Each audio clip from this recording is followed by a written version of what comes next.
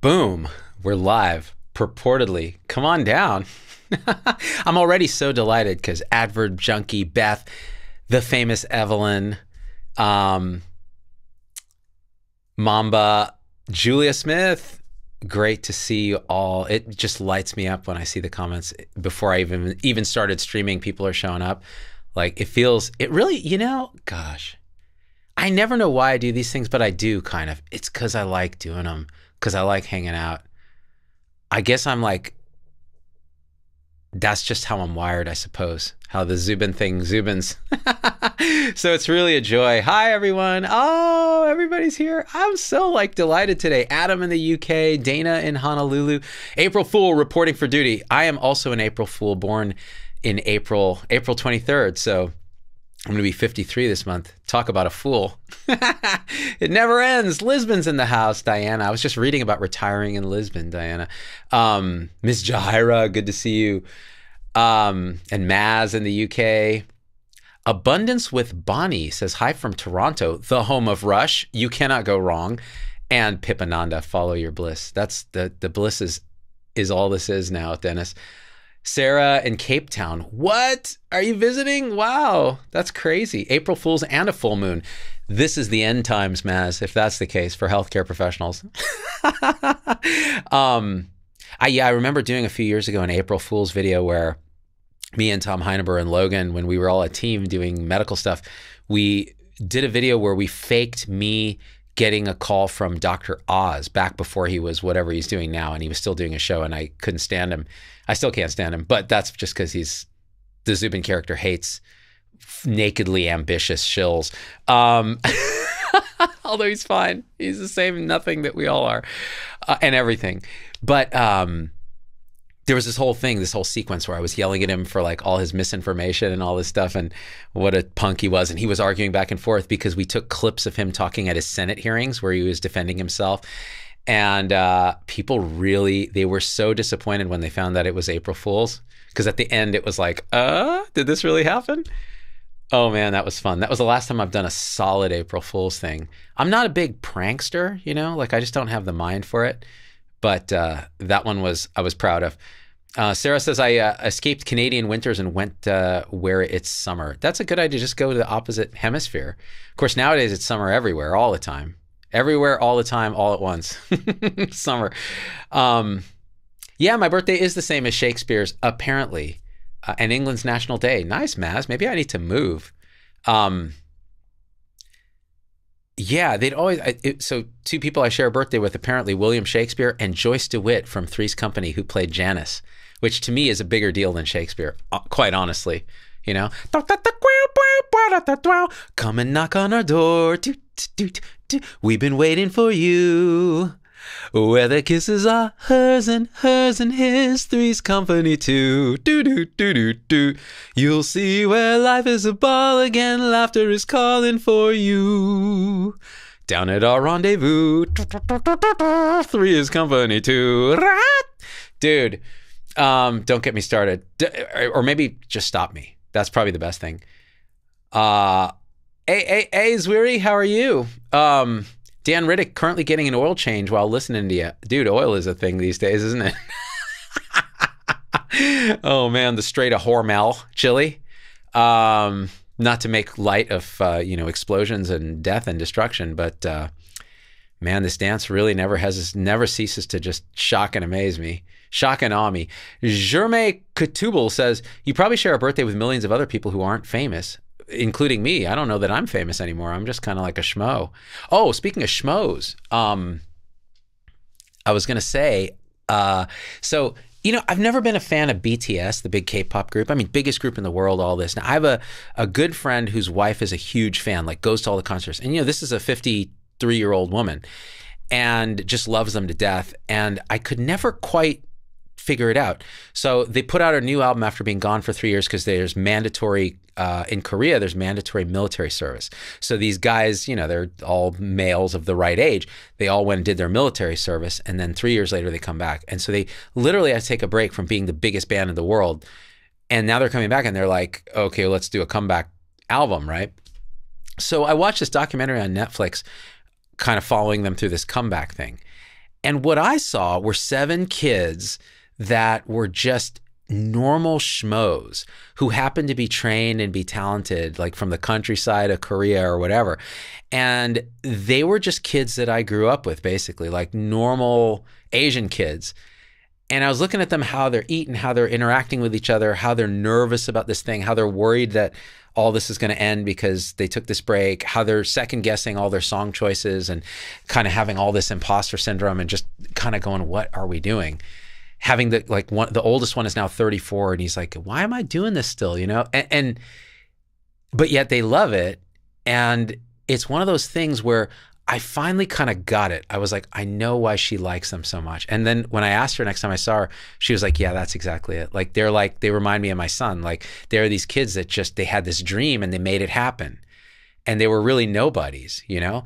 And so then I watched the whole thing through that lens. Instead of seeing a bunch of celebrities who are doing celebrity shit, what you saw is these kids who are just schmoes. Like, they're sitting there eating ramen, like fucking making all these mouth sounds, like, you know, wearing sweats, walking around the house, hanging out, joshing each other, you know. And then you see them get the makeup and the hair and the production and the whole thing. And then they go on stage and they're a whole different projection that forms a parasocial relationship, which I'm doing right now with them, forms a parasocial relationship with millions and billions of people around the world. And they're just these schmoes. And I was like, this is like, if this isn't the cosmic joke dancing beautifully, I don't know what is. So yeah, so BTS. So I was listening to I guess they have a single called Swim. And it's like they were all second guessing it. Oh, it's really low energy. It's not really our style, but we're trying to evolve and this and that. And watching their producer Bong, this like famous Korean producer, Hybe Records and all that. He's also responsible for Cat's Eye, that Dream Academy group. He was just like sitting there in a meeting with them, and you could see him giving them the illusion of control because he's the factory boss, basically, of the K-pop thing. He's like, you know, in Korean, he's like, you could say no to the album title and the theme and the choice of single, but you know, I think you're making a mistake, but you know, because of these reasons, but you're the boss, and you know that's darn well not true. You know they're treated by these companies as commodities, but they're given this illusion of control. And the way he incepts them and kind of like manipulates them, at least in the story like that I'm telling, parasocially, it's really entertaining. It's B-A-N-G, Emily. Yeah, not bong, bang. But I think it's pronounced bong. But I'm not sure. I don't know Korean. But yeah, it's pretty crazy. Pretty crazy. Oh yeah, my cat. Someone pointed out the cat looking at my hand, Beth. This says everything. Let me see if I can get it to actually show. Everything seems fine, and yet. I love the shirt. I bought it when I was in one of these places where there was a lot of like stuff coming up, and every time I felt great, there would be this huge like unconscious trauma that would arise, and I would just be miserable for like a month. And then like, again, this would happen and I'm like, everything seems fine. And yet, give it 5 seconds and some new thing will be processed. So, okay, BTS, then I'll talk about the new thing that's processed here. So, yeah, so BTS. And so they have this song Swim, which is actually pretty good. I was just listening to it. It's like, swim, swim, water coming off your skin, swim, swim, I could spend a lifetime watching you. I'm like, that's sweet. That's adorable. It's pointless and meaningless and stupid, and they invest it with all this meaning, but that's what we all do about everything. That's what I do with this glass of hot water. I'm like, this has all the meaning in the universe right now because it feels good. So why not, right? Why not just go just into the deep end, swim in the story? There's no other place to be. There's this beautiful, perfect manifestation with all its shit show mess. And there's nowhere else you can be. So when it comes ugly fully. And that's it. You don't have to like it. In fact, you won't. But there's a part of you that can just, it's not even you. It's the whole thing just loving itself in a way. It's something. So yeah, for me, what's been coming up is, again, my daughter's college stuff. So what I realized is happening, it just came up this morning, was, oh my God, I never really sat and processed this truth, I think, about my own experience at that time. And now, granted, this is a story happening in the story Imaginarium, but still, it is also reality. It's all made of the same this. So I was like, why am I so unhappy about my daughter going through all this, having to choose a college, making all these, like asking all these questions about like, what's the dorm like? What's the studies like? How do I major? How will I make friends? Which one of these colleges should I choose? Which ones rejected me and I'm angry about? What, whatever it is, right? And I realized I had romanticized college after the fact. I'd retold the story, retconned this whole story, retroactively constructed this story to be Zubin had a great time in college and loved it, and it was fun, and medical school was harder, but that was also fun, and residency was really hard, but that, in the end, it was okay. And then being a doctor kind of sucked, but like that was okay and kind of perfect in the end. And maybe that's true in a sense. But then I felt into the body and I was like, why am I so unhappy? Why does it hurt to re-experience this through my daughter, who's going through it for the first time? So she's naive to it, and she's in a sense enjoying it, in a sense frustrated, in a sense anxious, in a sense excited, in all those things. Like when she got an acceptance to NYU, which I think is the school she's really leaning towards, she was screaming and like so excited. And she texted to our group family thread, "Fuck!" with an exclamation point. And she never curses in front of us because she knows we don't like it. Like when the kids curse, even though I'm a total hypocrite, and she's 18, because I'm cursing all the time. But it's like, do as I say, not as I do. And she sent the little acceptance thing, and we were like, wow, we had no idea, because she's not behaved that way with any other college. Everything was like, oh, I got in, wow. And now it's just like, wow. And I was like, you didn't even want to apply to NYU because you thought, well, maybe it doesn't have a real campus and it's spread throughout Lower Manhattan, and you kind of wanted that college. But I think she was just nervous she wasn't going to get in. Because it's really hard these days. A lot of schools reject you. And so she gets in, and there's this profound excitement, right? And we're visiting next week. And actually, the schools we're visiting are Rochester, Vassar in the center part of New York in Poughkeepsie, and NYU. So that's the big reveal. Those are the three schools that she's deciding between. She doesn't want to go anywhere in California. She just really doesn't. She wants to get out of California for a while. Yeah. And she loves New York. So we're going to go check those things out. Now, I've been feeling this. I was talking to my wife about it, just this miserable sensation of just anger and kind of disgust and like all this weird shit. And so then I realized today what I think it is. I never wanted to go to college. When I was in high school, in senior year, I felt like I was at the peak of my life.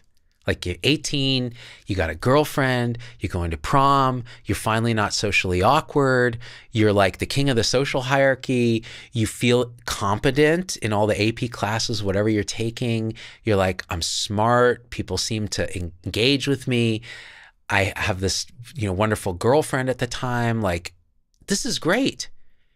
And then it's like, no, but you have to upend that and go to college and do another 4 years of this thing, make all new friends.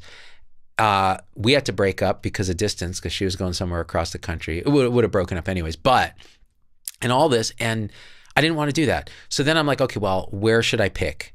I only applied to the University of California because my dad was like, I'm not paying for this nonsense, Stanford, all this garbage.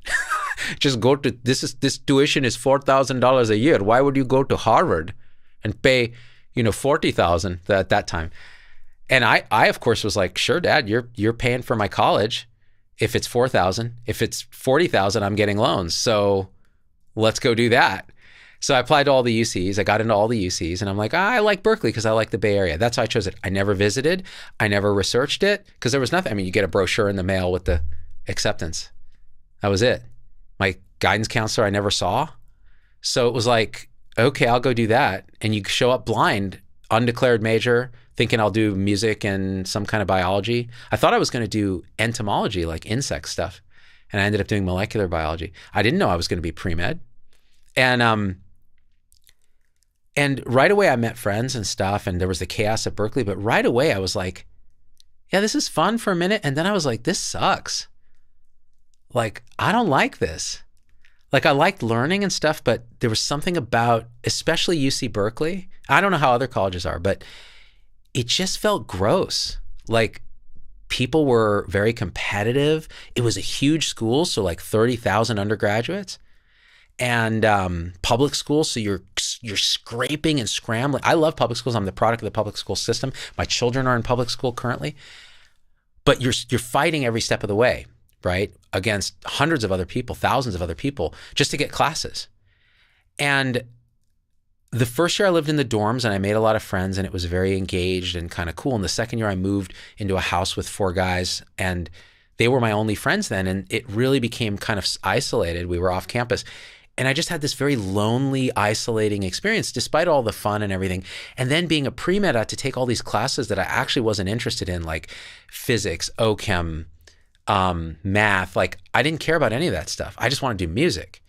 And so I was doing music minor and I was loving that. But like the other stuff was terrible. I hated it. I loved the biology. I did.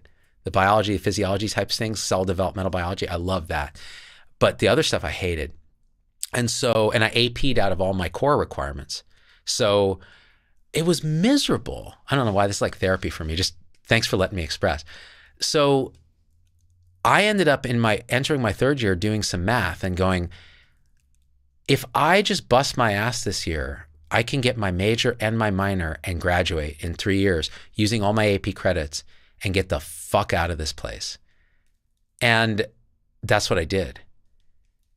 And I never allowed myself to truly feel until really this week how miserable so much of that experience was. It wasn't uniformly miserable. Like, I still love going to Berkeley and visiting, and I love the town, and I'm like, go Bears, right? But fuck that place. The only reason it got redeemed, I think, retroactively in my mind is, and gosh, some kid asked me about Berkeley recently that we met at one of these events, and I had to tell him the truth. I'm like, imagine sitting in a pre-med class with 600 people that you can't stand because they're really annoying tryhards, and you're just trying to find something you love, and you're competing with these clowns on a curve to get into something you don't know what it is. You don't know what being a doctor is at all. Even though both your parents are doctors, you have no idea what this is. You don't know why you're doing this. You know, it's fear, really.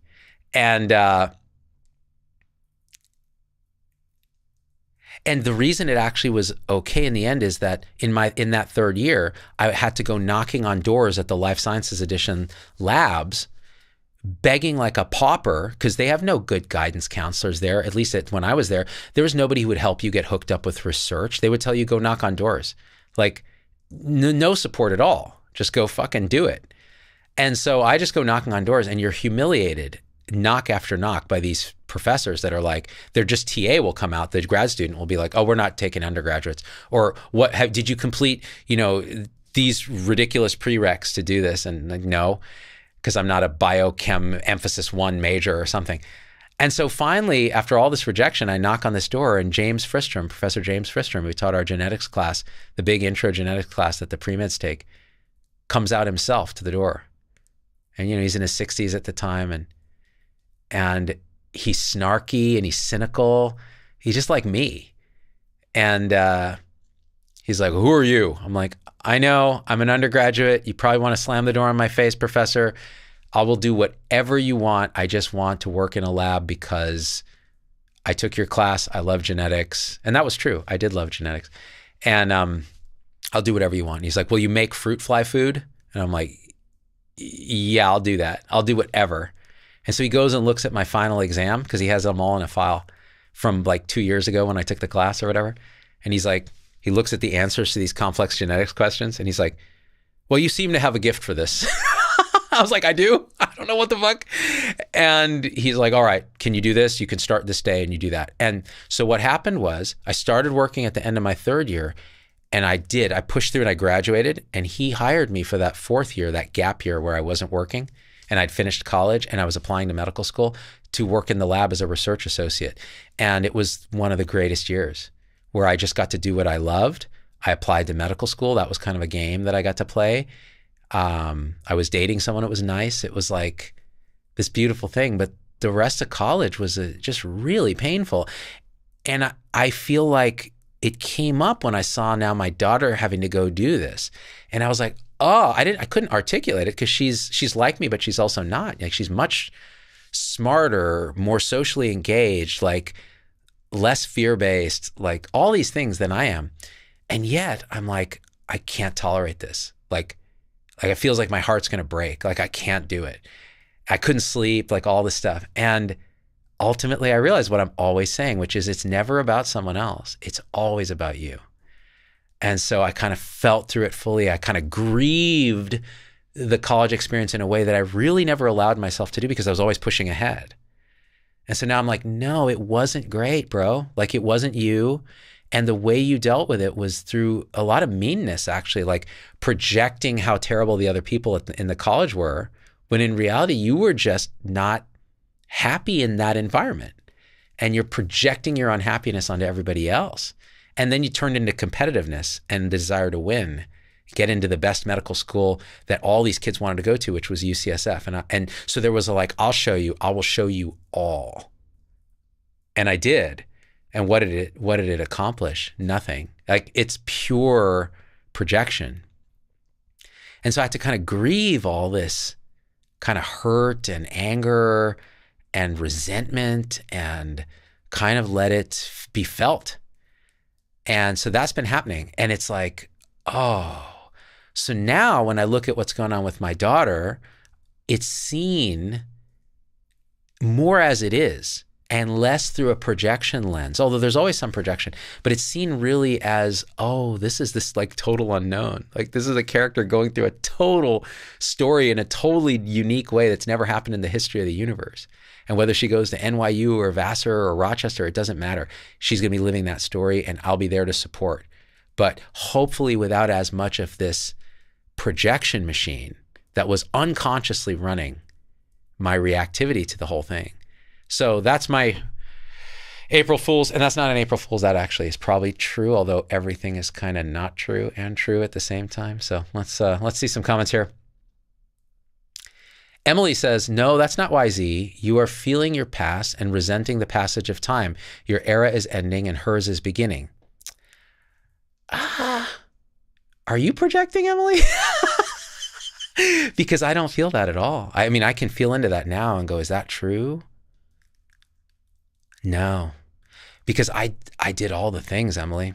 Like, and the thing is, even if I didn't, there is an aspect of like, you do get jealous of your kids sometimes because they're getting to go do the thing that you couldn't do, or they're doing the thing that you did and now they get to do it and you're done. You're like a has-been. But I don't feel that here. It's fear. It's fear, disgust, resentment, sadness, like all the feelings that I had in college, actually, that I wouldn't allow myself to really feel. And they came out through, all kinds of behavior, and it's crazy. So yeah, I don't think so, but I appreciate your reflection. Yeah, Marathon Monk says, you just wanted to be a clown. Kinda. Yeah, I did. A musical clown.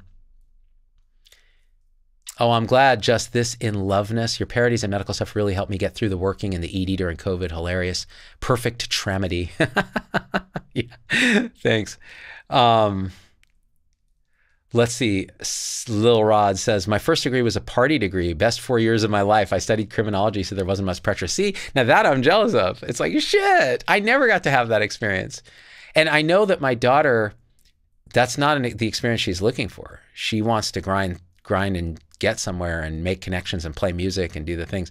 So I'm just going to encourage her to be her. That's the main thing, whatever that means, right? Because she had a lot of fun in high school. Like, she did not take that shit as seriously as a lot of people. King Crimson says, it's so refreshing to hear you giving up your artificial self-censorship routine that you did for a while and finally swear from the bottom of your heart again.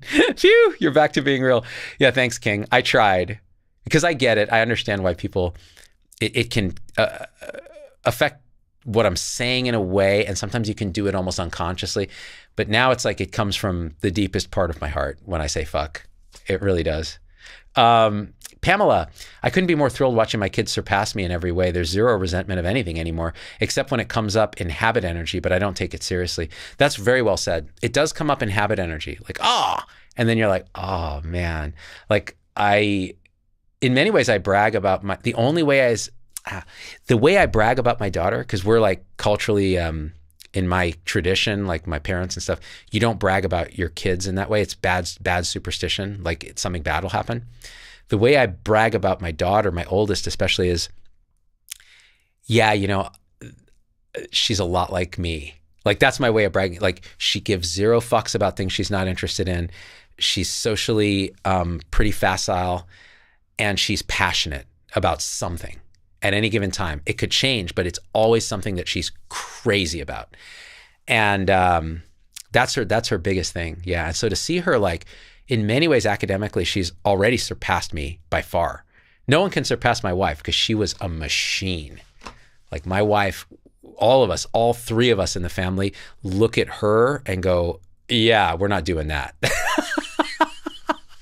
That's a level like Harvard, like that's not happening, because that was her family. Like they were all like that. It was like conditioned. Like what she's told me is like, if she wasn't that way, she would literally have gotten, you know, terrible abuse from her parents. Like it would have been, I mean, we're not talking about physical, we're talking about like emotional abuse.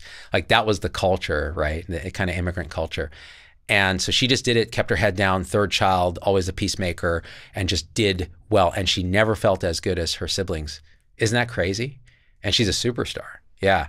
So now she's let so much of that go. It's like with the whole awakening thing, whatever that is. And we both talk about this stuff. It's like, yeah, man, I had the opposite kind of complex. I was like, I always felt like I was getting away with murder because my parents didn't know what the hell was going on. And she always felt like she had to do everything so she could survive.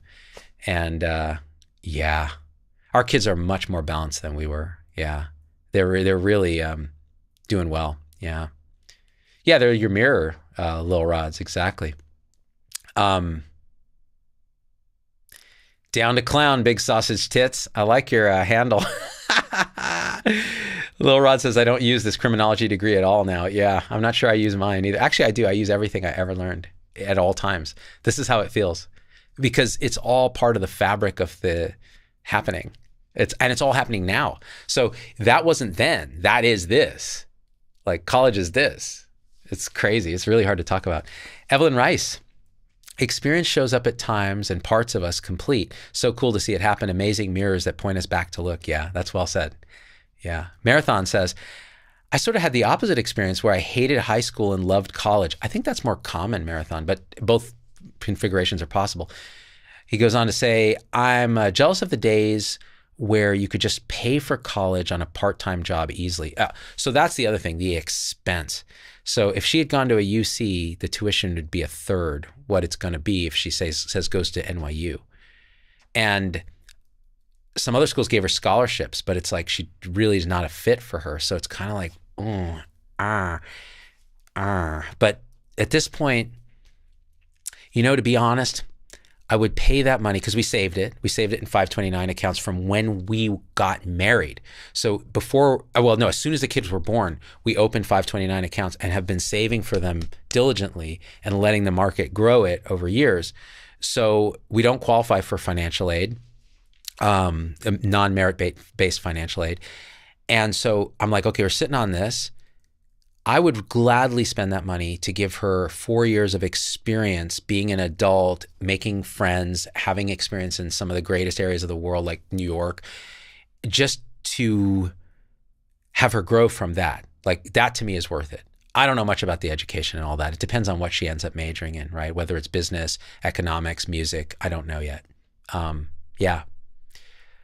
Failed vegan, welcome back. Becoming an empty nester was transformative. It really drove a change in identity, and then a questioning of identity, then a realization that identity is a story. Then I found you, and now my brain's mush. Fucking A, man. A good mush, though. Yeah, exactly. That's it. Yeah, that's really it. Yeah. So the empty nest thing has been strange because it might be delayed. If she goes to NYU, she's admitted for the spring semester, and they work through the summer. Because she didn't it's so funny, the gamification of college. She never played the game. She never had a counselor. Like, she went to her school counselor, and the school counselor is like, public school counselor was like, oh yeah, you'll get in somewhere.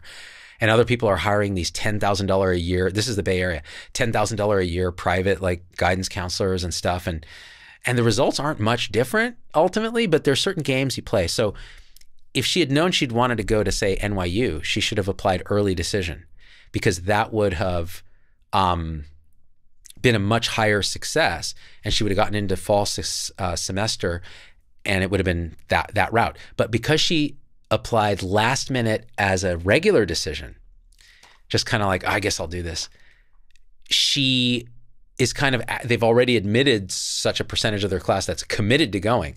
And now they're like, okay, do we have any room? And so what they do to make room is, since they have a lot of overseas studiers that go overseas for a semester, they delay the start until spring. So you're called a spring violet. You start in the spring of 2027 instead of this fall. And then you work straight through the summer. So you graduate the same as the rest of your cohort, but you work through the summer, right? But you get this fall off. So she won't be out of the house unless she goes and does an away internship or rotation or something interesting, which she will do something. She gets to be with us for another few months, which is kind of nice. And I didn't think that'd be a big deal until this possibility showed up, and I was like, oh, I like that more than I thought. So there is, I think, a little attachment still, even though we're not empty nest, because we still have our youngest who's a freshman. Not that interested 123. I love that handle. Says she's lucky to have parents that saved for her education. Well, I think she is, and she asked me, am I going to have to take out loans, and how many loans will I have? And I said, listen, if we play this right and you graduate on time, for undergrad, you may not have to take out too many loans depending on what the room and board costs are. But graduate school, all bets are off depending on what you do, right? And it was good because both parents were indoctrinated in the educational mindset. Like, immigrant parents, you have to save for education. College is all that matters. Like, that was how we were conditioned. And so at least there's that. So she's very privileged in that way. But here's a counterpoint. That money that we saved in the 2 529 accounts for our 2 kids, right? That's been compounding all this time. If you could take that out tax-free, tax penalty-free, and give it to the children to invest, and you taught them to invest, and they just went out and got standard jobs doing whatever, that money would grow to the point where they could retire at age 50-something just from compounding. And so why are we spending it on college? Like, it's a very good question, right? Or they could invest in a small business. There's so many things they could do with that money that aren't college. It's the opportunity cost of that money. But they're investing in themselves. Like Warren Buffett said, the best thing you could do is invest in yourself, right? So it's a different answer for everybody. These kids are kind of education minded. So we'll send them in that direction. Or they'll send themselves in that direction with our freaking money. Emily says, my college experience was different. It was survival. My dad died unexpectedly. We were plunged into poverty because my mother was denied his benefits. It was nasty. That sounds truly horrific. So you see, but by the grace of God go I. Like, I'm complaining that college was hard because I hated the people and this and that, but my dad was paying the $4,000 a year for tuition. I wasn't taking out, actually, you know what? I'm lying. I took out, oh, that was for med school. I had a bunch of loans for med school. Yeah. That's right. And I'm complaining about this. And then Emily says, my dad died. We got no benefits because the mom was denied it. And it was survival mode. Like, imagine how that filter is going to change then for college, right? It's all the cause and conditions, circumstances, trauma. Every body mind experiences life completely from a unique instantiation. It's miraculous, crazy, tragic, comedic, lovely, horrifying. Yeah, I'm sorry. And she goes on to say, my son went on his own dime, plus scholarships. He worked, and he also had some buy-sell entrepreneurial ability. Now he doesn't even use the degree. That's awesome. Yeah, you got a good son. That's awesome. Pakistan 7 says, how are medicine careers in the Bay Area? It's a pretty saturated area, but there's still a lot of jobs for particular people like primary care and stuff like that. Cost of living is really high, so the salaries never keep up with the cost of living. A lot of volume, a lot of entitlement. It's an interesting area. It's not bad though. I liked it. Well, I did, and then I didn't. Not that interested. My parents never paid a dime, which I guess built some grit for sure. So medical school, they never paid a dime. I took out loans. I worked actually teaching medical college admission test. So I had this great job. They would pay me like, I think it was like 25 bucks an hour to teach, which in those days was like, in the 90s was like crazy money. And then I would write course materials for this company called the Berkeley Review. And I would write these sample tests, and they would pay me like 125 bucks for a sample test, which was huge amounts of money. And that's where I learned to be a communicator, because I would teach these 2-hour classes 3 times a day on general chemistry. And so I learned to like do comedy and make them laugh. Like these were my peers that I'm teaching how to do MCAT. I'm only like 1 year older than them. And I did that in my year off, you know, that 4th year that I was talking about. So I was working in the lab, teaching MCAT, saving money, paying off my loans. And and because I finished in 3 years, I only had like, I don't know, $50,000 in loans or something, because it was public school, it was UCSF. So I was always value conscious. But yeah, it builds grit for sure. And you know the value of a dollar. Marathon Monk says, what's your take on all the spiritual talk around waking up and growing up, or Jack Cornfield's After the Ecstasy, the Laundry? Yeah, I know Jack's stuff. So the waking up, growing up, showing up stuff, it's like a Ken Wilber kind of vibe. I think, you know, there was a point even in the last few months when I would have just said, stop looking at all that stuff. It's nonsense. Like, it's just this. There's nobody doing it. There's no growing up, waking up, showing up. There's just what's happening. And that's everything. And now I'll just say that whole thing for a particular body mind is part of the story. So it shows up as, yeah, I wake up to my true identity, which is nothing, unspeakable. I grow up by processing my trauma, my maladaptive patterns, my samskaras, these heaps of karmic conditioning. And then I show up as my authentic, unvarnished self, capital S. Like, that's a model, like the Threads model, or the, how Angelo talks about awakening, or how Suzanne Chang might talk about dying, or how Simon Brown might talk about embodiment or trauma work. Everybody has I think a radically valid view from that perspective. And what I might say now is, if you feel something sticky or there's a lot of friction in some view, maybe that's the time to let go of either that view or any view you can. And that's how it was here. I had to do that. There had to come a point where I was like, just the radical message, just chop the legs off. And it was like, none of that. But all that happened prior, right? So it's like, so that's my take, is like, if it shows up for you, great. Go down the rabbit hole. Just see that all beliefs are sticky. They're all beliefs. They're all provisional. They're all story in the story. And ultimately, they can seemingly be helpful for the character in the character's dream that wakes up. But in reality, there's no awakening. There's no character. There's just the appearance. So you could say, we're experiencing reality all the time. There's no absolute reality. There's this. This is it. There's nothing outside of this. You could say that. So yeah, that's my rambling answer to that very simple question. Yeah, Erica, it was big money back then. 25 bucks, 125 bucks, huge money in the 90s, man. Hi, Alyssum. Glad you're here. Oh, Sarah, I live off interests of my investments and work part-time online, called the FIRE movement, Financial Independence, Retire Early. Oh, I love that movement. The Samurai Investor or whatever, I get his little newsletter. He's one of the founders of this whole FIRE thing, Financially Independent, Retire Early. Here's the downside with that movement. There's a downside with everything. It is as seeky as any movement. So you're always like scrimping and saving, trying to retire, be financially independent so you have this freedom. But the freedom never comes for a lot of these folks, because they're so conditioned now by the seeking for freedom that they're always seeking. They never feel safe. They never feel like they have enough. And in a sense, that's worse than having a job or having to work all your life. You're always having to do this. Now, that's not exclusively true, but that can be one of the traps on that route. Let's see. Yeah, Emily says, this timeline feels weird. Like right now, there's this Artemis 2 excitement going on. It's awesome. At the same time, though, we did this already, and it feels anticlimactic. We did this a second ago. This is very true. That's how I feel about the moon thing. Like, I'm excited. I love space. I love humans doing stuff.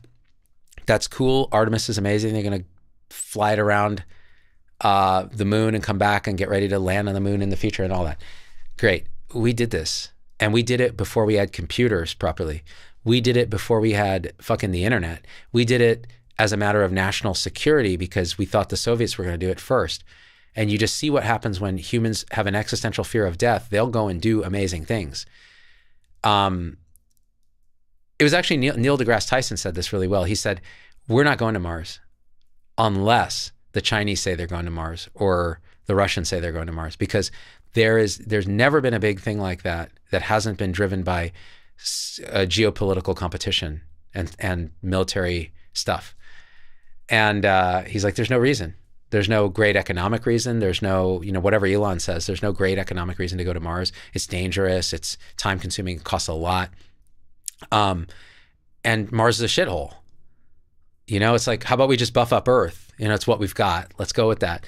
But he's like, but if the minute the Chinese are like, we're going to land a dude on Mars, you'll see America will start mobilizing for that, and we'll do it fast.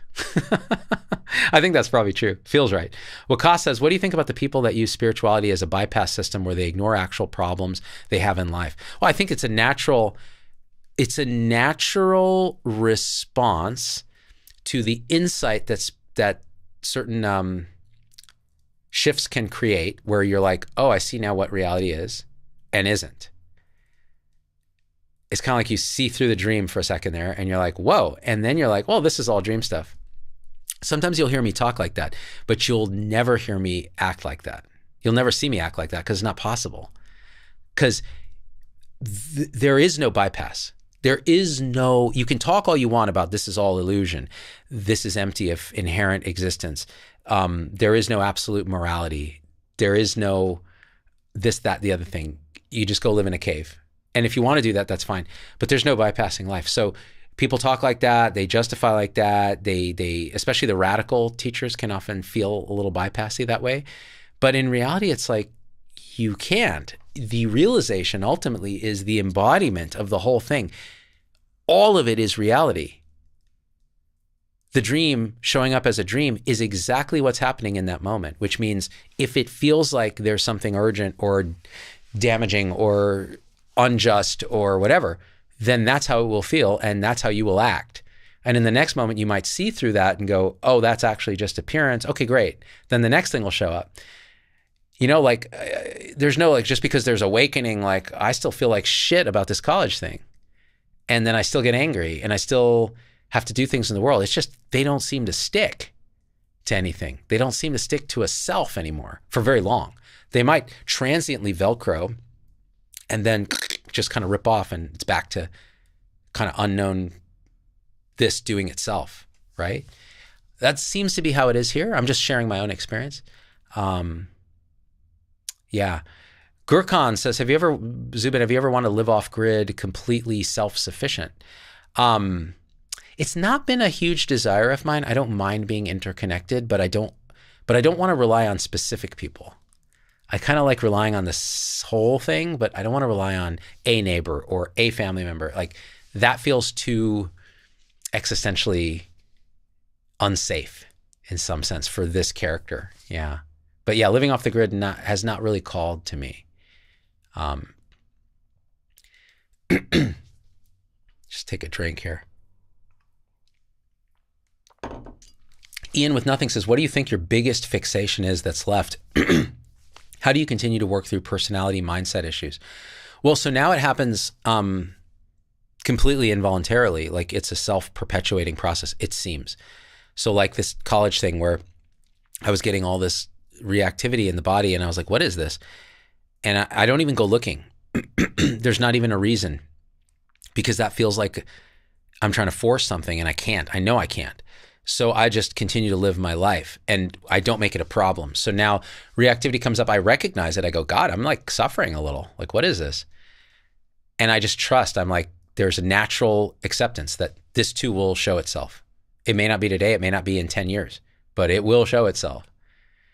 And lo and behold, that seems to be what happens. And then that particular thing clears. So I would say that this college thing was my latest fixation. I have no idea what's left because it only shows up when it shows up. I can't go digging for it because nothing's hidden. Everything that is right here in front of me. That's everything. So when it shows up, and then I can experience, like that experience is there. When it's not there, there's two options. It either did happen and I can talk about it by bringing up image. There's an image that appears now in memory. So I can say, this was a fixation I had, even though there's no time, there's no was, and there's no I. But I can't say, you know what I'm not seeing hidden is probably this fixation. But if something arose right now, I go, well, right now what I'm feeling is I'm irritated about this or that, you know, whatever it is that comes up. So that's kind of how I think about that. Like it shows up spontaneously now, and then it's processed automatically by whatever this is doing this whole thing, which is the whole thing in a sense. Can't say what it is. Don't know what it is. And yeah, so I don't know. But I'll say that like, that it wasn't always that way. I used to go digging. I used to resist. There was all kinds of stuff that apparently happened. That also was the process. In retrospect, I can see that. At the time, it didn't feel like it. Yeah. Diana says, definitely one of the traps is someday I'll be free. Oh, for sure. For instance, I'll move to Lisbon and life will be amazing. That's what Diana did. But there is no absolute freedom from the experience. It is, but there's no absolute freedom from the experience of this. Exactly. That's it. There's no freedom but it is the freedom. That's the thing. The more you realize this is everything, the more that is clear that this is it, the more it is experienced and seen as freedom itself to be whatever arises. And then what it is that you're experiencing becomes unknown. It no longer fits conceptual labels, boxes, and it becomes this radical, almost fractal-like interpenetrated mystery of appearance. And it's beyond the human mind, like, because the human mind appears in it. And it's just freedom for itself. It's perfection, the perfect orchestration of a massive clockwork that you could never touch. And that's the freedom. So this freedom will be, for me in the future, is a trap, but it's part of the orchestration to feel that way. It's absolutely part of the orchestration. Really quite remarkable. Let's take a look.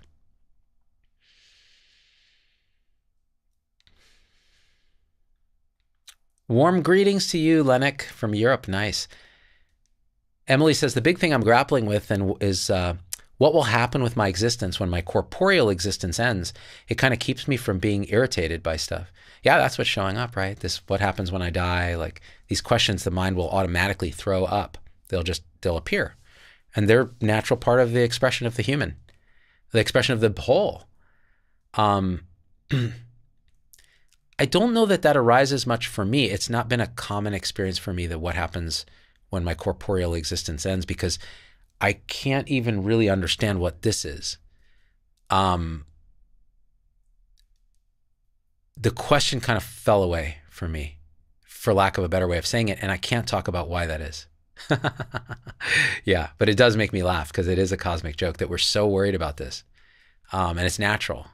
And it makes sense because it's conditioned from birth, basically, to wonder, what is this? You know, and we grapple with it and we struggle with it and we go through different philosophies and we go through different religions and we go through different sciences. And in the end, it's like the answer is this. Actually, the answer is the end of the question, if that makes sense. And it won't. Or maybe it will. Hey, Wayne. Freedom equals freedom from the idea of needing to be free. LOL. That's it. Yeah. Because that's the worst prison, isn't it?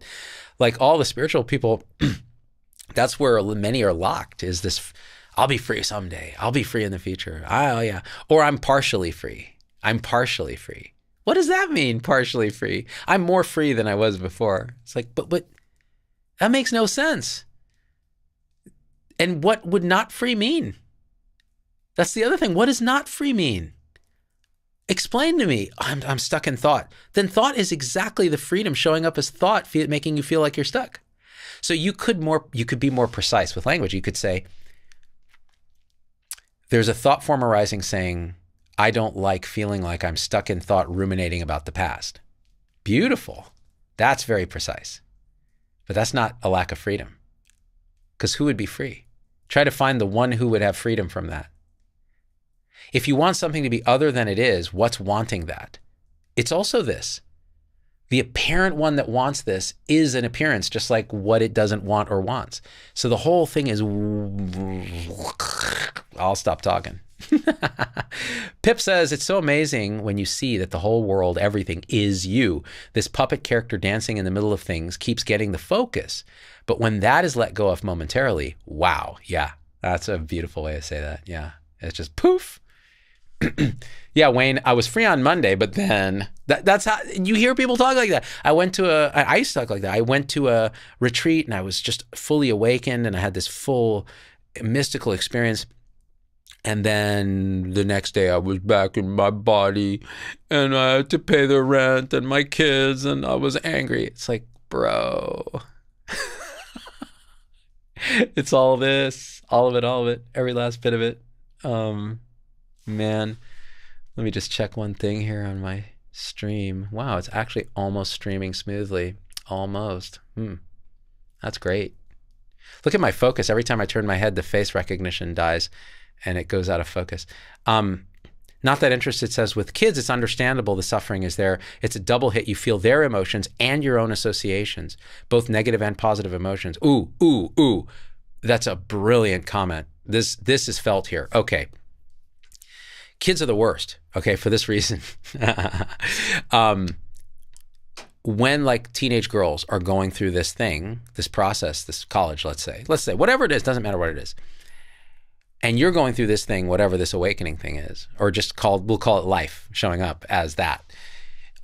It's two arrows there, because the first is you feel your own reactivity. You're feeling like everything in you that's triggered by whatever they're going through.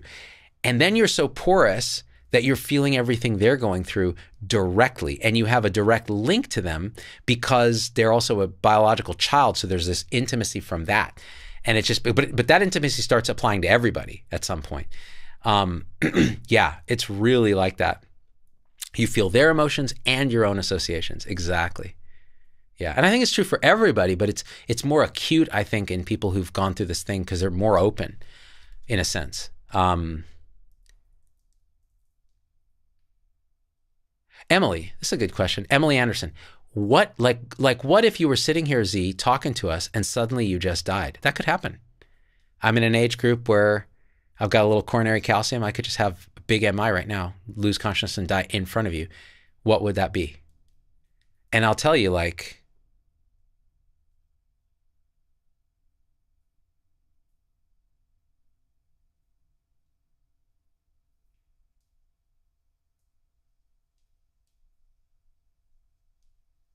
I mean, I just felt into that.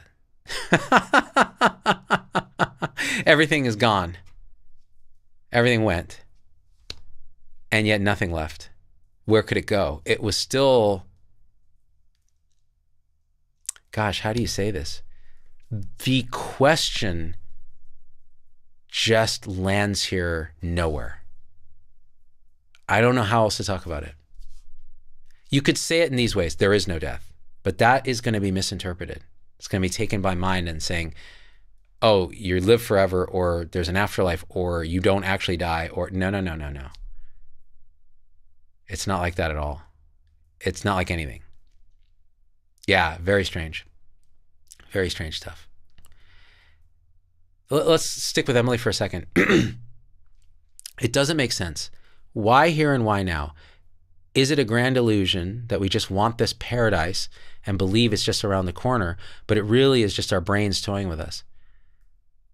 Okay, these are wonderful questions that every human comes up with at some point. It's the mind doing the mind's thing of reflectivity, seeking, trying to make meaning, trying to continue through time.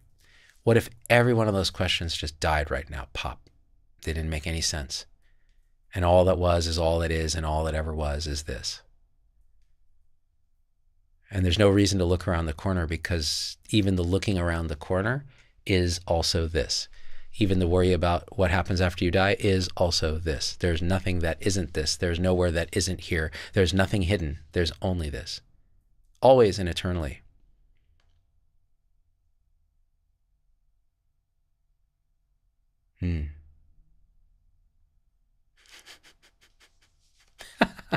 Emily's laughing.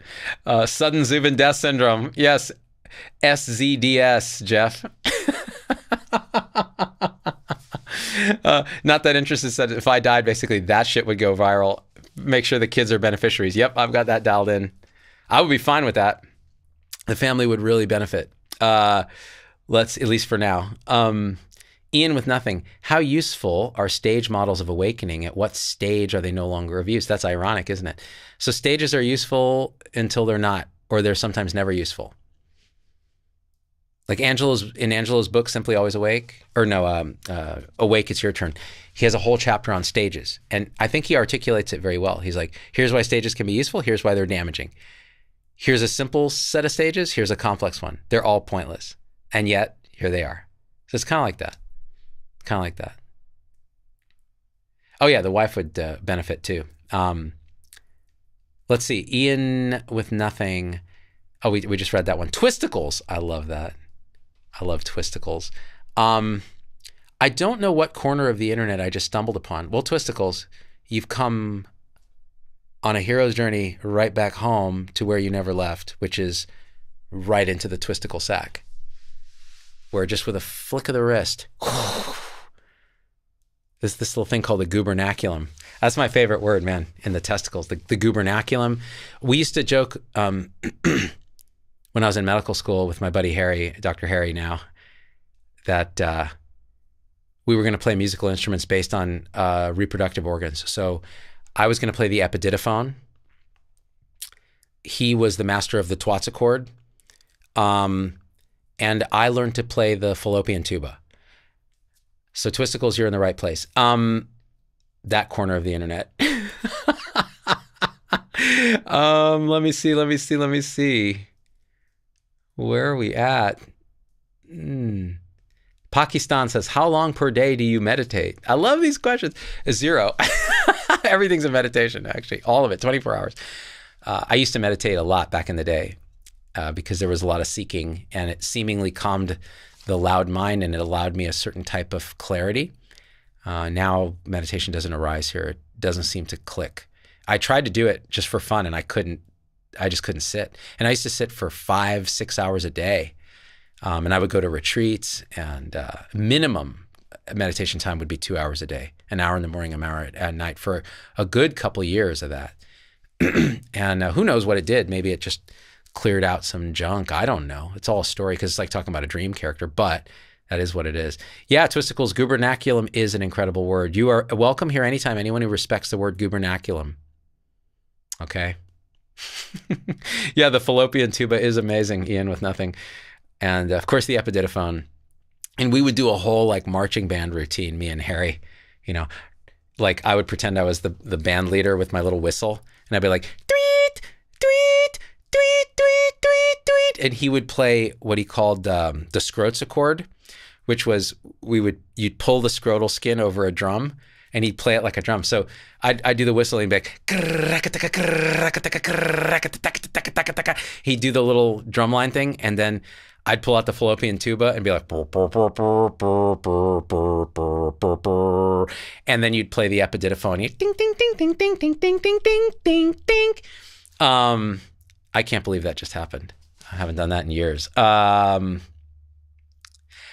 Marathon says, that resonates with me. I don't sit anymore. It just doesn't make sense to do that. Yeah. And when it does, it does. And when it doesn't, it doesn't. And then you try to force it for a while, and you realize that's not going to work. That's not happening. It can't land. No sack twisties. That's a this no one wants. Says failed vegan. Well, this failed. Now I know you're a guy, or at least genetically male, because you know the horror of that. No testicular torsion allowed in this. Oh, nice. Not that interested. The scrotar. That's really good. Play the scrotar. Oh my God. You could imagine like George Harrison playing the scrotar. We were talking about the love between us all on this scrotar. Amazing. Absolutely amazing. That's right, Emily, the Stanford marching band getting pummeled by the Cal running back or whatever in the big game of 1980 or whatever, a legendary big game. Fuck Berkeley, man. I'm still mad at those clowns.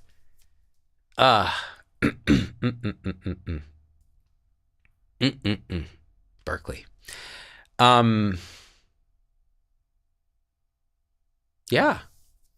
Yeah, indeed, failed vegan. What else? We might have done a thing. How long we been going? I never know. Let me see what my thing says. All these years I've been streaming live. Look at this focus. Hold on, I'm just gonna lock the focus. Give me a second. How do I do that? Damn it. Nothing ever works. Hold on, menu, autofocus, off. Did that do? Oh, now am I in focus? I can't tell. Let me check. Hold on. Not really. Autofocus, start. All right, I'll just go back to this. I'll figure this focus thing out eventually. Yeah, we might have done a thing all these years and I still haven't figured out how to know how long I've been going. Let me go back to this. Oh, 1 hour and 1 minute. That's a good time to call the code.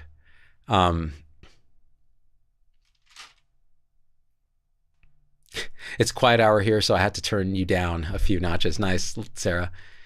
Yeah, Emily, Berkeley equals tortured intellectuals. Not all of them are intellectuals. A lot of my classmates were just not, I don't know.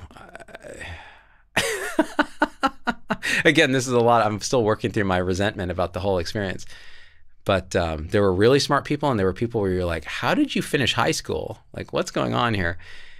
Yanni says, when the student is ready, the teacher appears. Notwithstanding the power of confirmation bias, the felt sense of this experience is extremely weird. Right now, I'm ready and you're appearing. Isn't that amazing? It couldn't be any other way, right, Yanni? It's like the whole thing is doing this. I was talking to my friend Simon this morning about this, Simon Brown. We've done some shows together, and just saying even the word synchronicity is doesn't do justice to what this is. It's a kind of incomprehensible magic where everything is perfectly unfolding, and it's inexplicable from the standpoint of this character. So you're here at exactly the right time, and it couldn't be other. And nobody's doing it. It's pretty amazing. So welcome. I love it. I love that that's resonating, because it means the thing is working, which it can't not. Even when it's not working, that's the working. Because it's inexplicable. God works in mysterious ways, as the religious people would say. Marathon says, I used to have these. You guys, every time I try to stop the show, you guys come with great comments. So I'm just going to keep going because I don't give two shits. Marathon, it's early in the day and I don't have to pick anyone up just yet. Every time I turn my head, the thing gets blurry. Hold on. Wait, I am going to lock this because it's bothering me. There we go. All right. I think I did it. Back to you guys. I used to have these lofty dreams of becoming spiritual, going on long-ass retreats, becoming someone great, taking all these meditation courses. Makes me laugh now because I got nothing to do. Because now I got nothing to do. Yeah, that's just totally it. Me too. I was like, oh, I'm going to become a spiritual teacher. I'm going to be like, Avalokiteshvara. I'll be like the bodhisattva of compassion, and I'll wake people up, and it'll be all, of course, about love. And really, it was all about my spiritual ego, which also is love. It's all made of that. It's all made of this unconditional, perfect isness. The Highwayman, you've probably answered this a million times. Well, then perfect. Let's do it again. Let's do it 1,000,001. It's always new. But how do you see psychiatric diagnosis affecting consciousness, possibly ADHD in my case? What is going on here in the whole experience thing? So I was talking to my daughter about this. She's convinced she has ADHD because she just doesn't, she's so drawn by whatever interests her at any moment. And she said she suspects I have it too. And I'm like, well, that's from the New England Journal of duh, of course. I mean, we're both that way. And I said, just stop labeling it, because all your friends are going to call it ADHD. They're all on Adderall and Ritalin. You're not on shit, and you're happy enough. You're doing your thing. You're creative. You're passionate. Let it be. If it's bothering, if it's causing maladaptation in your life, there are medicines, there's therapy, there's ways to modulate the conditioning. But otherwise, consciousness is just what it, I mean, there's no consciousness in itself. There's just experience. There's just this. So just this is showing up as ADHD. Just this is showing. So in the consensus reality, there's some configurations of the apparent human mind that seem not to mesh with getting things done. And sometimes ADHD can be like that, for sure. That's why I was not a Ivy League kid. I couldn't focus in the way that required. And so I would always bounce off the walls. And that's why certain structures I would chafe against, actually any structure. And yet I need boundaries, or else I spin off into oblivion. So you find your kind of balance. Now, I was talking this morning to somebody, and they work with psychotic people, and they're one of the most awake people that I know. And they work with people who have active psychosis. That's their job. They sit with them and provide services, right, in institutions. So these are very sick people. And what they found is there's a meeting of that apparent person right where they are. So the psychosis is your psychosis in that moment. And you realize it's no different than consensus reality. It just happens to be more qualitatively uncomfortable at times. It doesn't fit with the consensus, but it's just as delusional as our standard delusion. So in a sense, we're labeling these things so that society can function.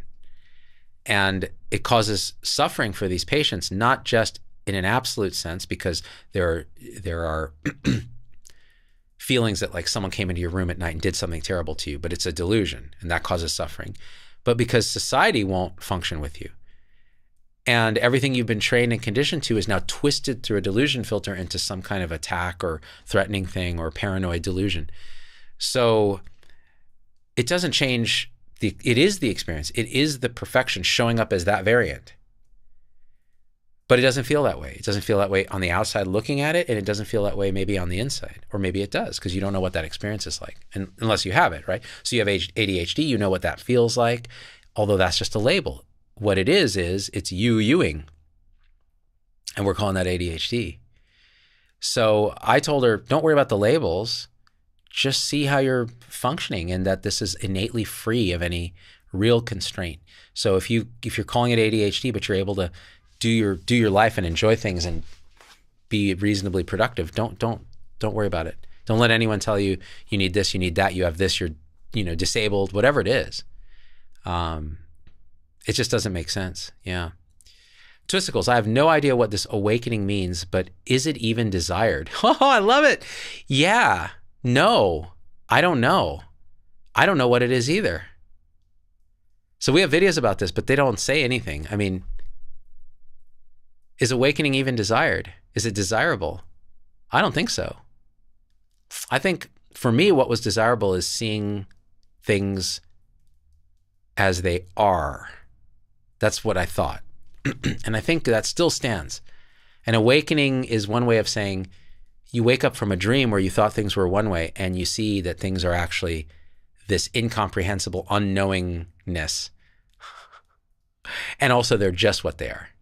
So it's a total paradox, and the mind goes, so it's not wantable by the human mind. But the human mind is sold a bill of goods by people saying awakening is wantable because you're full of bliss, you're peaceful, you're not angry, you're not reactive, you're kinder, you're full of love, you don't suffer. All bullshit. Those things can all show up. But so does anger, rage, reactivity. You're fully human. You're fully what you are, what this is, without any filter. Even the filter is exactly what it is. So you see, it's not very talkable, but people vibe on it. And I suspect, Twisticles, since you're still here, there is a part of you somewhere that is going, what is this? So you never know. Wouldn't surprise me if Twisticles has a big awakening, and then it's like, yeah, that's a thing. And then 5 seconds later, it's like, this sucks. Yeah, Lil Rod says, I adjusted my life to fit my neurodivergence instead of trying to change how I operate to fit how others live life. That's it. It's you. It's specifically you. Just go with it.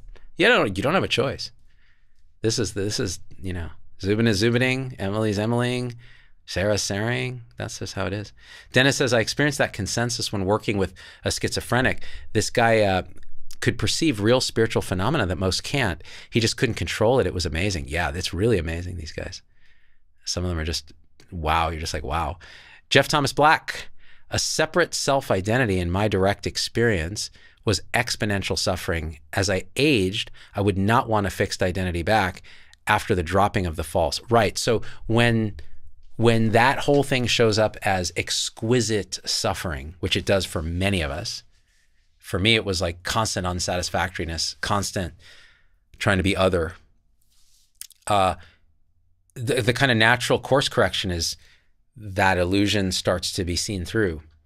And then the truth is always preferable to the illusion in that case, right? But for some, I think, especially with a lot of trauma, and you know, sometimes it can be really hard. Like when you crack the structure that held all that in, the self, into oblivion, into what it is, which is appearance, all that shit comes out, and there's a profound destabilization. Even psychosis-like symptoms can occur. That doesn't mean it's good or bad. It's just that's what happens there. And they wouldn't say that's wantable.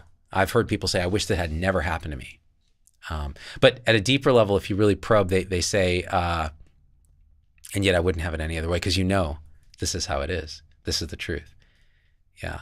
But me and Jeff are in alignment, and we've talked. It's like, this is like, undoubtedly, how could you ever imagine it not being this way, like as it is? Yeah.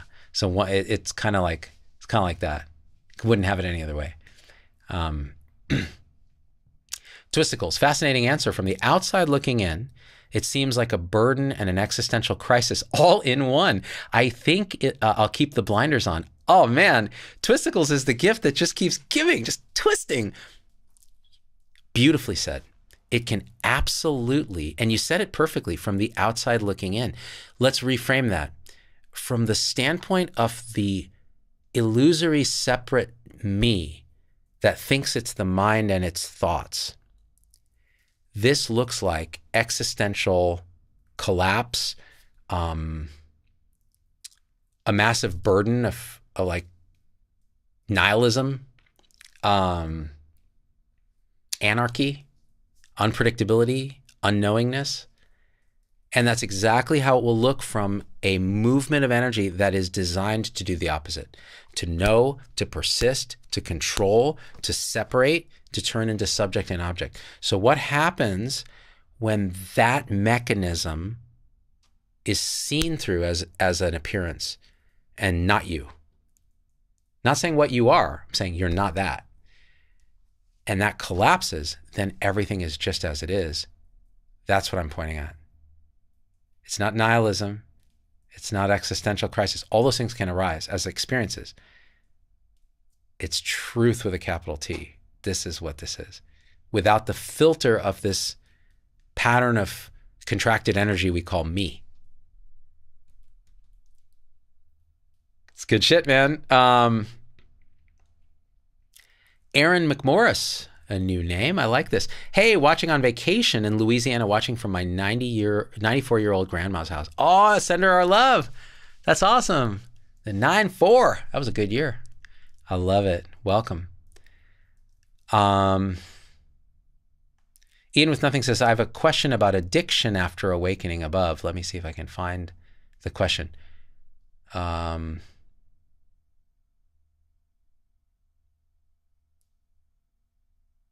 Addiction. Oh, I can't see if there was an original question, Ian. Yeah, addiction is not a specialty of mine. I was addicted to thought, addicted to achievement, addicted to validation, I guess you could say. But I still am learning about what addiction is in the substance sense. Hang on, my wife is texting me. Doing a live.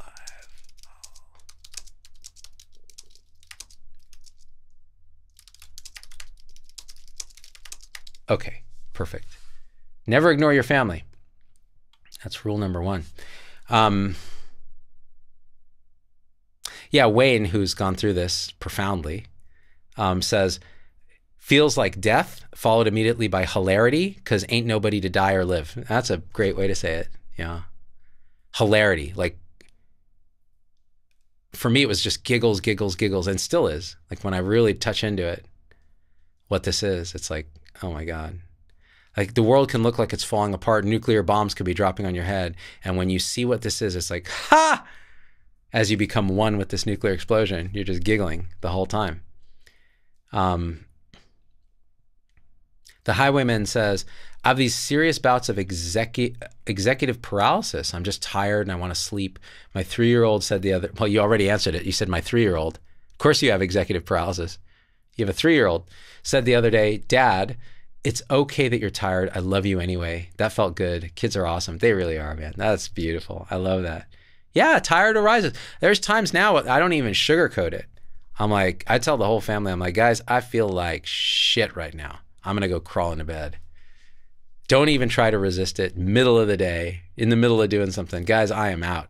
Just go sleep for 20 minutes, come back. I'm like, okay, I'm a little better. Just, you trust the body. The body's energetics. You just trust it. Yeah, Zubin, go pick up some bread and milk. That's literally what it was, roughly like that. Yeah, it was something along those lines. Yeah.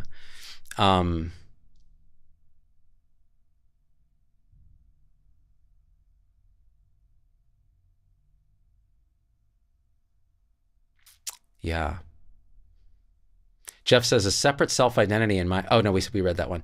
Patrick says, just joining from Panama. Nice. I was just reading about retiring in Panama. There was this article on great places to retire as a US citizen if you want to leave the country or whatever. And I was just curious. I was like, oh, where are people going?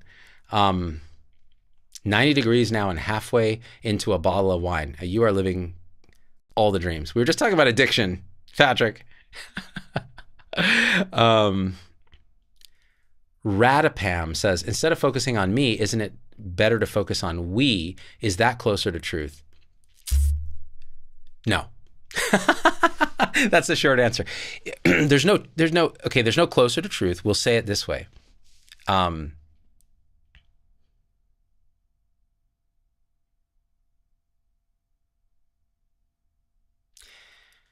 There's no me except for an appearance. There's no we except for an appearance, thought. There's only what's arising now. Just as it is, as an appearance, just as it is.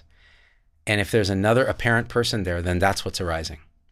So you could say there's a we arising, but it's just a label. What's really happening is indescribable this. And it's not happening to anyone. It's not happening for anyone. It's not happening to a witnessing consciousness. It's not happening in any of that way that you can find. It just is exactly what it is. Self-radiantly, luminously knowing itself. And every word I just said is wrong because they're words. It's just what it is. So all the I, me, we're universal consciousness, all that, that's all a phase that can show up, a kind of mystical experience that can happen, which is also this. But that can all go. And it's just so ordinary. It's just this. It's, I call it non-dummality. It's so dumb. It's just duh. Like the mind just doesn't believe it because it's too simple. But it's so radically, unconditionally perfect. Yeah. Oh, Wayne's in Colombia leaving for Panama. Nice. You guys are totally living the dream. Yeah, I'd go to Japan myself, not that interested. A little more expensive, but yeah, I love Japan. We're going in the summer again. Michael says, hello from New Zealand. Nice. Apparently, we'll be the ones to die last if there's a nuclear holocaust. Yay, us. Yes, there was a movie in the 60s about that. I think it was set in Australia, that there was a nuclear holocaust and the Australians were just waiting for the fallout to kill them. Depressing. I think it was called The Beach, maybe. I never saw it, but I read about it in a Murakami novel.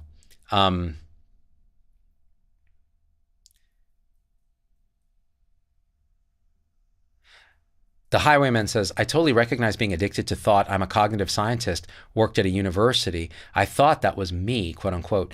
Totally was not. I love raking leaves and sorting screws. Yep. I can totally vibe with you. Cognitive science, yeah. I was addicted to thought as a doctor, as a communicator, as a practitioner, healthcare practitioner, as a researcher, like all that. Yeah. Twisticles, one last naive observation. By the way, these are not naive. These are, it's like Zen beginner's mind. Like your observations are exactly on point. They're absolutely brilliant. You're not conditioned by any of this spiritual bullshit. It's great. Or you are, but in a different way, right? Twisticle says, okay, this sounds a lot like religious awakening, like being one with God. So they are flavors of the same thing. They're just in different traditions. So in Buddhism or Hinduism or mystical Judaism, the awakening is almost a secular, like you awaken to realize that everything is God. In a religious awakening, you realize you're one with God, or there's union with God. In a kind of non-dual Advaita or neo-Advaita type awakening, what is realized is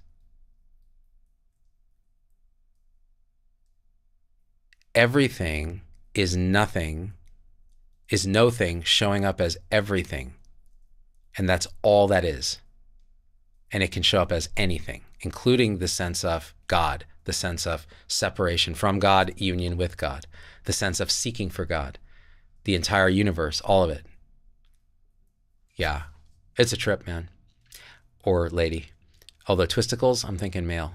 Or an angry lady. Failed Vegan says, how is this here the same as this there? Everything that was just asked, right, is thought. That there's a failed vegan there that's having an experience that's other than Zubin's experience here. Let all those ideas drop. And it's just this. Anything other than this is thought. And forget about the actual nature of, is there an existing existence there? Just assume nothing exists inherently. It's all appearance. So you could just say, because you can't find inherent existence in anything. It's so impermanent. When you look, it's not there. You look at anything, even something static, is just scintillating with impermanence. So I can't say anything about failed vegan or even Zubin. I can just say this. And so the question of like separate consciousness and all that, it just drops. And it's not satisfying for the mind, because the mind's like, that's a cop-out. That's the way a cult leader would say, stop asking silly questions, right? But just look for yourself. See if you can find anyone, any experience outside of what this is, and if there's a need for it. Doesn't mean it's not happening. Doesn't mean there isn't a parent view somewhere, quote, else, but there's nowhere else. This is all. When time and space and distance collapse, the question of separate consciousness just doesn't arise, because it doesn't make sense at all anymore. Hang on, I'm getting texts. I have to make sure. Ha! It's Angelo DeLillo sending me a meme. That's funny. His memes are, the memes he sends me are hilarious. He's a funny dude.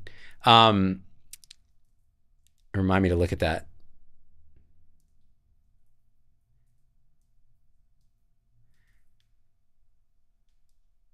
Yeah.